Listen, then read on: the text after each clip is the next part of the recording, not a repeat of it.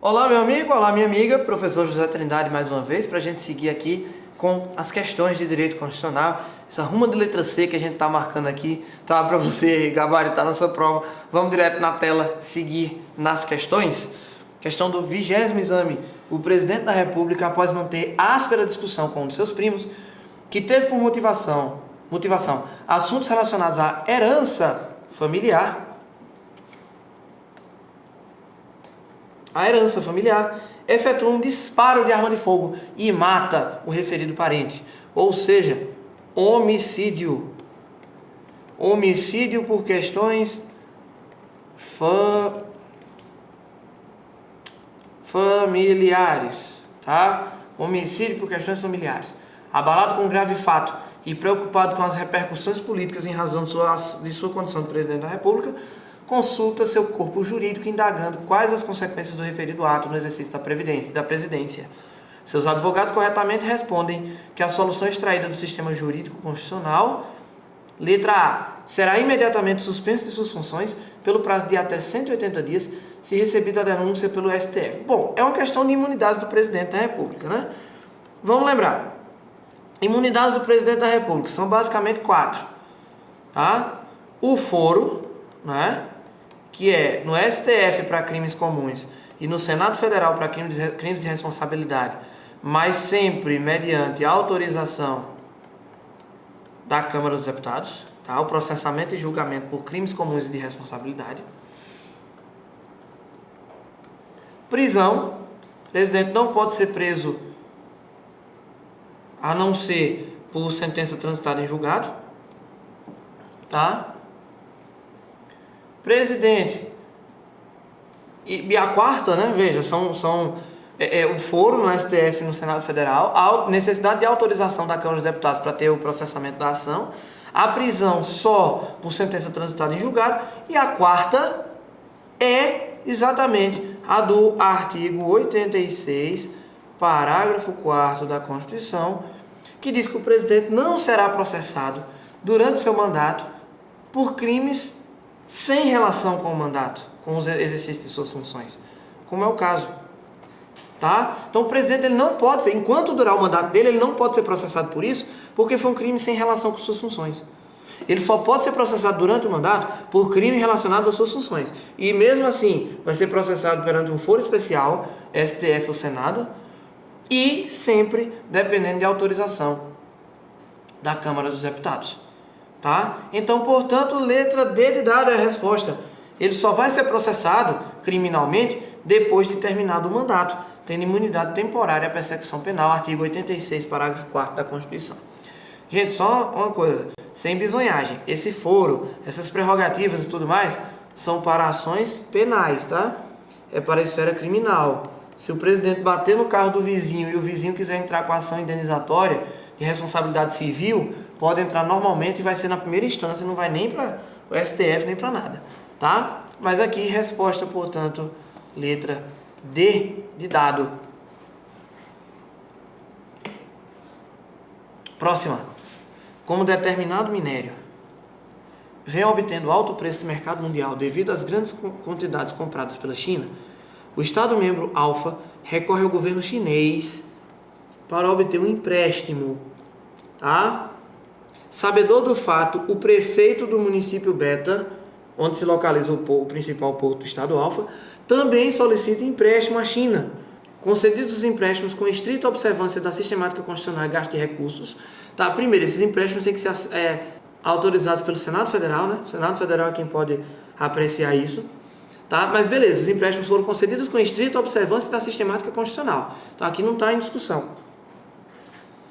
E gastos dos recursos, a crise no setor público acaba por inviabilizar o pagamento da dívida contraída pelos entes federativos. Insatisfeita, a China ajuiza a ação no Brasil contra o Estado alfa e o município beta. Assinale a opção que indica a competência para processar e julgar a matéria. Gente, olha só, competência para julgar conflito de Estado estrangeiro, tá? Conflito de Estado estrangeiro contra ente público, contra União, Estados ou DF, tá? Vai ser competência do STF, tá? Competência do STF, competência originária do STF. É o que diz o nosso queridíssimo na Constituição, artigo 102, inciso 1, tá? A linha F. Não, perdão, a linha E. A F é do conflito federativo. A linha E. Beleza? Já o conflito entre Estado estrangeiro e município, ou como é o caso aqui, ou Estado estrangeiro e pessoa residente no Brasil, aí a resposta não vai estar mais aqui. A resposta vai estar lá no artigo 109, tá? Artigo 109, inciso 2 da Constituição, que disciplina sobre as competências do juiz federal de primeira instância, da Justiça Federal de primeira instância, tá? Então, se é Estado estrangeiro ou organismo internacional versus União, Estados e DF, competência do STF. Se o conflito é com município ou pessoa residente no Brasil, a competência já é da Justiça Federal de primeira instância, ou seja, juiz federal. Beleza? Então, entre o Estado e a China, STF. Entre a China e o município, juiz federal. Tá? Resposta, portanto, letra C. STF na relação jurídica entre a China e o Estado alfa. Juiz federal na relação entre a China e o município beta. Mais uma resposta letra C para a nossa conta. Fechado? O deputado federal João da Silva, em seu primeiro mandato, propõe um projeto de lei sobre regulamentação de aplicativos de mensagens. As discussões em plenário se mostram acirradas, sendo o projeto de lei rejeitado. Inconformado, o deputado, por entender que a rejeição do projeto se deveu a fatores circunstanciais e passageiros, quer voltar a tê-lo reavaliado ainda na mesma sessão legislativa.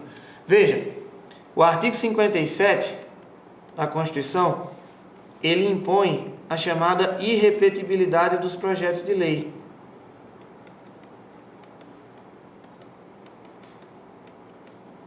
Ele impõe a irrepetibilidade dos projetos de lei, tá? Mas, contudo, todavia, no entanto, essa irrepetibilidade dos projetos de lei, o que é isso? Projeto de lei rejeitado não pode ser apreciado na mesma sessão legislativa. Mas essa irrepetibilidade é relativa, porque se houver manifestação da maioria absoluta de uma das casas, esse projeto de lei pode ser reapreciado na mesma sessão legislativa, tá? Isso vale para projeto de lei. Para emenda constitucional, se a emenda constitucional for rejeitada, ela não pode de jeito nenhum ser apreciada na mesma sessão legislativa. Nem que junto de Jesus Cristo, junto com os deputados, ela não pode voltar a ser apreciada na mesma sessão legislativa. Na emenda constitucional, a irrepetibilidade é absoluta, tá? No projeto de lei ela é relativa.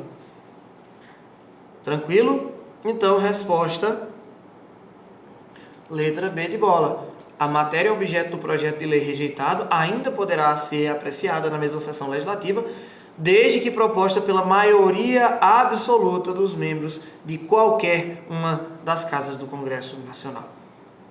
Fechado? Beleza? Gabarito, portanto, alternativa B.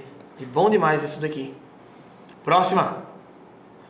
O jovem governador do Estado Alfa, vencedor das eleições com o slogan A Vez dos Jovens, propõe projeto de emenda à Constituição do Estado a fim de alterar os requisitos para escolha dos conselheiros do Tribunal de Contas do Estado.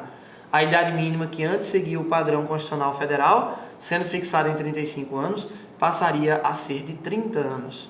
Segundo a ordem jurídica constitucional, tal norma deveria... Gente, segundo o artigo 75 da Constituição, os tribunais de contas estaduais e os tribunais de contas dos municípios devem observar, no que couber, a simetria Perdão. A simetria com o Tribunal de Contas da União. Eles têm que ser simétricos. Tá? Então não pode alterar expresso na Constituição. Não pode alterar critério de escolha. Tá? Portanto, resposta letra A. A medida é inconstitucional, pois o padrão estabelecido pela Constituição para o caso configura a típica cláusula de imposição de simetria. Os tribunais de contas estaduais têm que ser simétricos aos tribunais de contas da União. Então a escolha tem que ser a mesma. Professor, mas o Tribunal de Contas da União tem 9 e o Tribunal de Contas do Estado tem 7. Sim, porque a própria Constituição Federal estabeleceu isso. Fora isso, tem que ser obedecidas no que couber a simetria. Beleza? Portanto, resposta letra A, de amamos estudar direito constitucional. Próxima.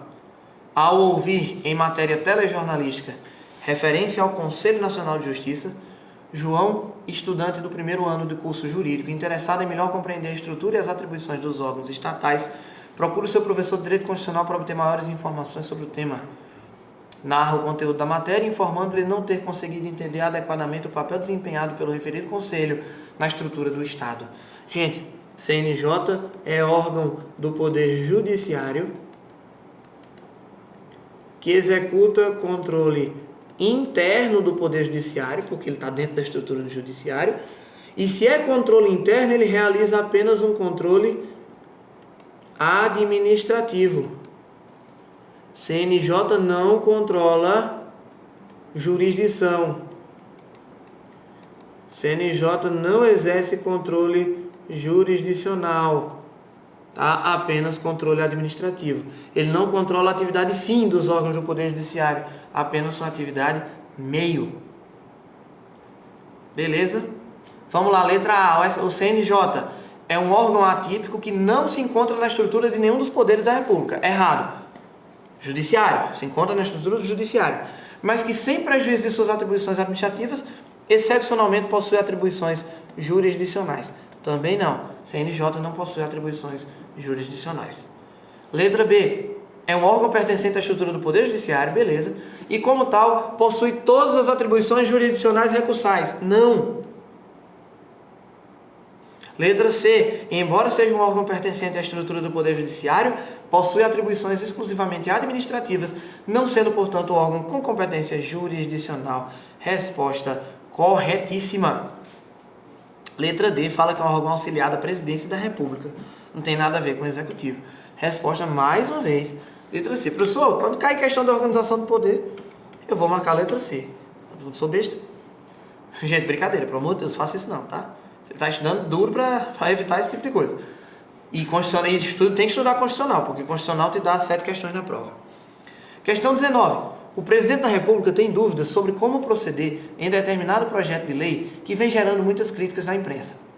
No 14º dia útil do prazo para sancionar ou vetar, lembre-se, o presidente tem 15 dias úteis para sancionar ou vetar. Se ele sancionar, o projeto vai ser publicado e promulgado. Se ele vetar, o projeto volta para a apreciação do Legislativo.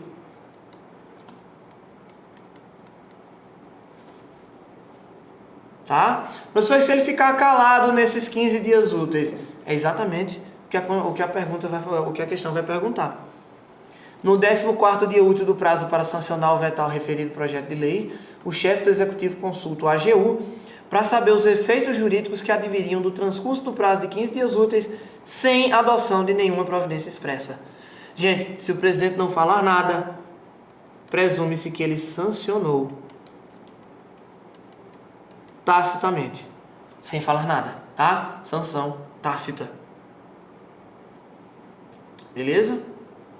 Então, o que é que vai acontecer se ele ficar sem fazer nada nos 15 dias, se ele ficar calado nos 15 dias? Nem é veto total, nem é veto parcial, é sanção tácita. Tá? Letra B, sanção tácita, que não exclui a possibilidade do chefe do Poder Executivo promulgar a lei. Sim, feita a sanção tácita, ela vai para a fase de publicação e promulgação como uma sanção normal. Letra C, sanção tácita, o que convalida eventual vício de iniciativa, ainda que da lei decorra aumento de despesa. Falamos isso no nosso curso teórico. A sanção do presidente da República jamais convalida vícios no processo legislativo, muito menos vício de iniciativa. Ainda que tenham invadido, que o parlamento tenha invadido a iniciativa reservada ao presidente da República. Projeto de lei era de uma iniciativa reservada ao presidente da República, invadiram essa reserva, foi para o presidente da República, ele sancionou, mesmo assim não pode. Ah, mas era meu, eu gostei, invadiram, mas eu gostei. Não interessa, sanção nunca convalida vício de iniciativa. Beleza? Então, dessa vez, resposta letra B.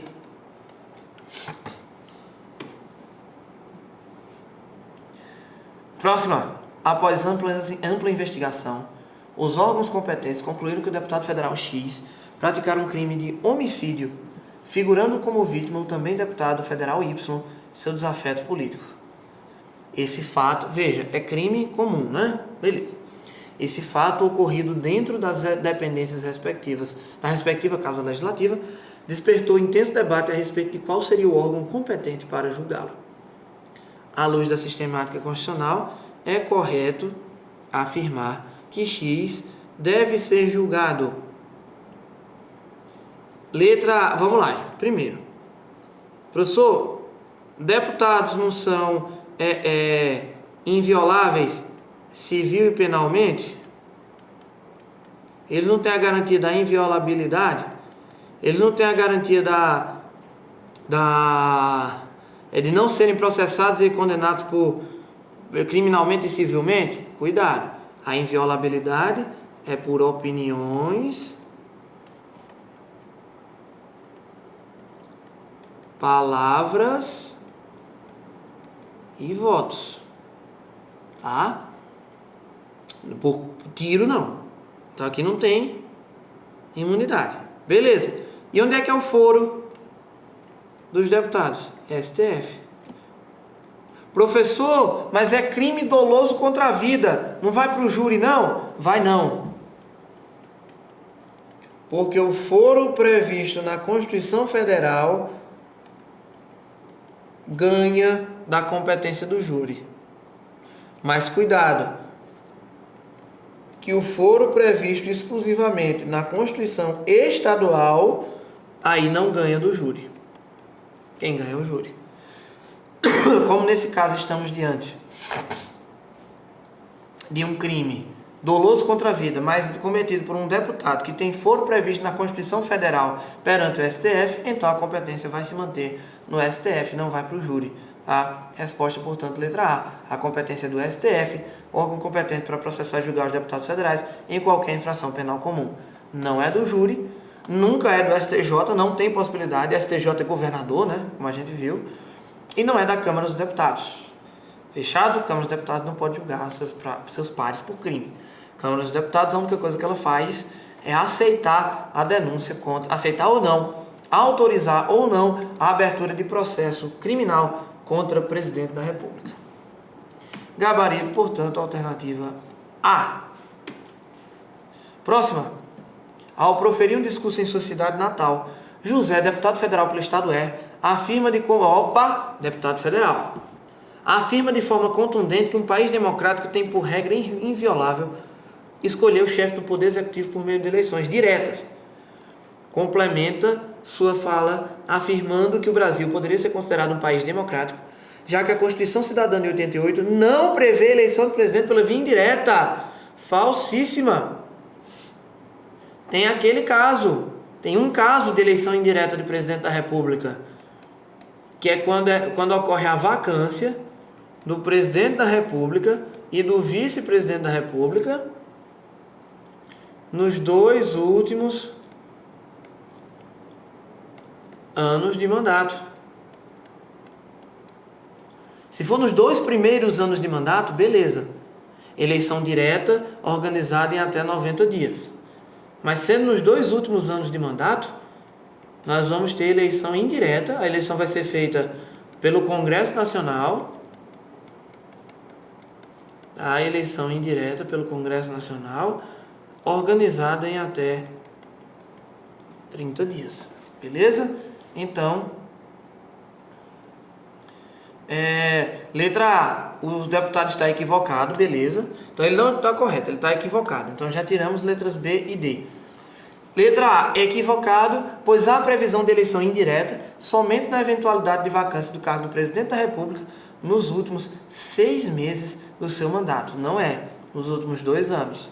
Letra C, equivocado, pois há previsão de eleição. E outra coisa, não é só a vacância do cargo de presidente da República, tem que vagar os dois. Se vagar só o presidente da República, quem assume é o vice-presidente, sem eleição, né? Beleza, então a resposta é letra C por eliminação, mas vamos ler. O posicionamento do deputado está equivocado, pois há previsão de eleição indireta no caso de vacância dos cargos de presidente e vice nos últimos 2 anos de mandato. Resposta correta, letra C. De novo. Próxima. Ocorreu um grande escândalo de desvio de verbas públicas na administração pública federal, o que ensejou a instauração de uma CPI, requerida pelos deputados federais de oposição.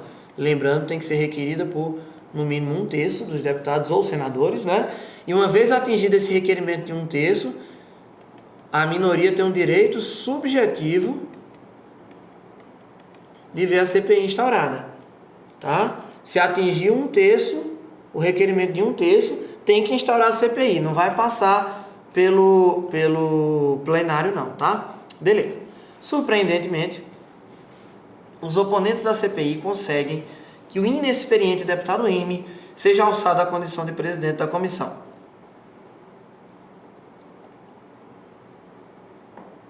Por não possuir formação jurídica e desconhecer o trâmite das atividades parlamentares, o referido presidente, sem consultar os assessores jurídicos da Casa, toma uma série de iniciativas, expedindo ofícios e requisitando informações a diversos órgãos.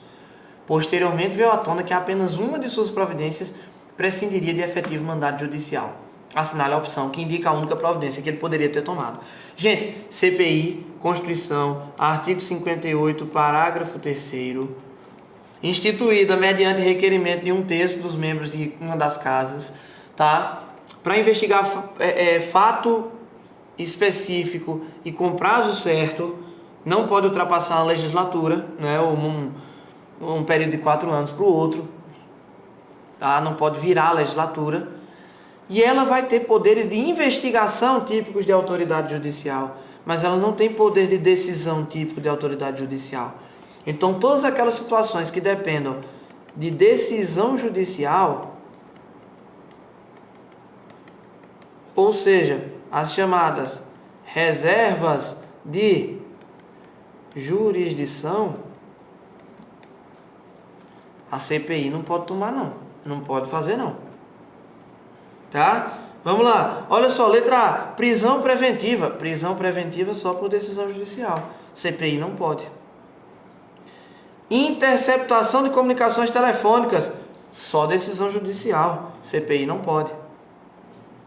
Letra D, busca e apreensão de documentos nas residências de 7 pessoas. Busca e apreensão de documentos em residências, domicílio, ou é flagrante delito, ou desastre, ou para prestar socorro, ou durante o dia, mediante ordem judicial. CPI não tem poder, portanto, para isso. Não pode, tá? Portanto, ela pode apenas, letra C, quebra de sigilo fiscal. Beleza, quebra de sigilo fiscal pode, porque não depende de decisão judicial, tá? Fechado. Portanto, gabarito, letra C de casa. Fechado? Bom, então vamos dar mais uma pausa aqui para dar uma descansada, tomar aquela água. Um grande abraço, bons estudos e até a próxima, próximo vídeo de questões.